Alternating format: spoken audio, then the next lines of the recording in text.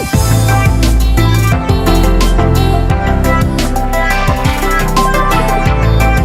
guys, good morning. Welcome to my channel. And before tayo mag-proceed sa ato ang tutorial is, syempre, don't forget to subscribe, diba? Para masaya ang ating pamilya, mga kamamishis. And then, pasensya na kayo mo kung daghag manok, sigigtik tila o daghan mga sabong liro dari. So, anyway, let's go back to our topic. So, syempre, kinhangan yung music sa itong kinabuhi. Then, iPhone ang imong cellphone, dili ka maka-download, diba? Unlike sa Android nga, walay daghang hassle, walay daghang arte, wala gilibog ang Android. So, karon itudlo na po sa inyo kung unsaon pag-download sa inyong mga paboritong music sa inyong iPhone, sa inyong cellphone. Okay, so first of all, go to App Store.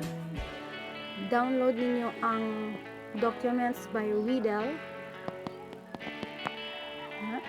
Riddle. Ayan. And then, after nang ma-download, i-open ninyo na siya. Then, files. Files na po ang i-download. Download. And then, open. Okay, game. So, once nga na-download na ninyo, open ninyo ang documents.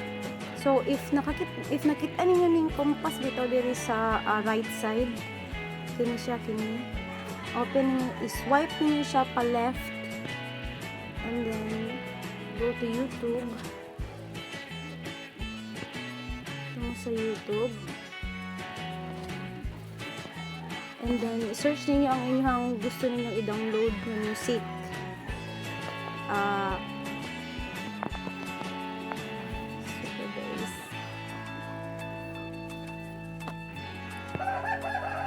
Open lang na siya, and then click the share,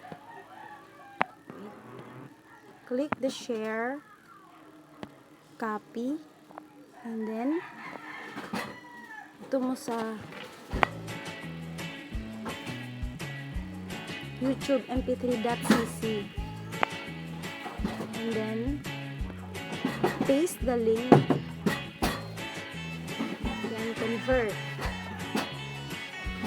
and then download. It's either MP3 or MP4. It's your choice. And then kung makita ninyo kining arrow, yan siya. Yan yung makita ang mga nag-download ng mga music. So humana ang ato ang music na gi-download. Nicki Minaj Super Bass. Isa man ito.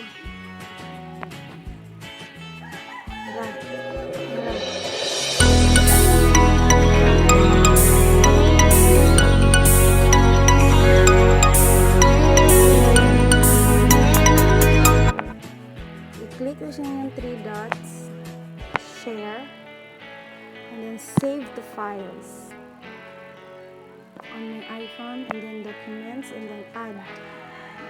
Okay, so na-save na to siya, and now na to sa files.